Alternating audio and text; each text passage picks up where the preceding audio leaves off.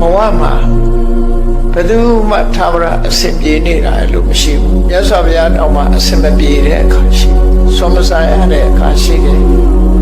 မကောင်းတဲ့အစားအစာတွေနဲ့မြတ်တာနေရတဲ့အခါမျိုးရှိတယ်လူတို့ရဲ့ကြီးညိုလေးစားမှုကြိုးစုံမှုကိုခံရတဲ့အခါရှိတယ်လို့ကြုံတဲ့လူတွေရဲ့ဆဲရေးတိုင်းထွာမှုချင်းချောက်ခံရမှုဆိုတာတွေလည်းပဲကြုံရတာမြတ်စွာဘုရားကိုယ်တိုင်ကိုပဲအစင်မပြေမှုတွေဘဝမှာကြုံတွေ့ရအဲ့ဒီအစင်မပြေမှုတွေဟာဘဝကပေးတဲ့ဖန်တီးတဲ့ဒုက္ခတွေသာဖြစ်လို့ဘာနဲ့ဖြတ်ကျော်လို့ဆိုဒီခဏချင်းခွင့်လွှတ်ခြင်းနဲ့ပဲဖြတ်ကျော်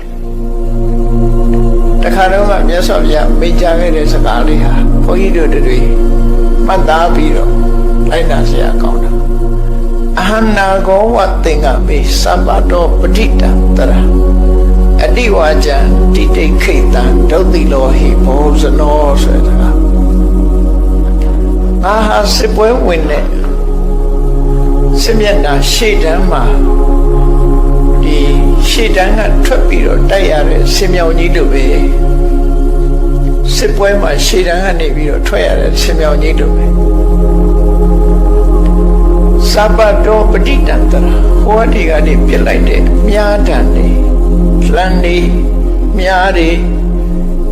အဝေးကပြစ်လိုက်တဲ့အရာတွေဟာဆင်းရဲကိုယ်ပေါ်မှာလာကြတာတွေအများကြီးပဲဆင်းရဲခန္ဓာကိုယ်ပေါ်မှာလာဆိုင်တယ်အဟနာကောဝသင်္ကမေသဗ္ဗတောပဋိတံတရအဲ့ဒီလိုခန္ဓာကိုယ်ပေါ်ရောက်ရှိလာတဲ့စုဝေလာတဲ့လေးတံများတံ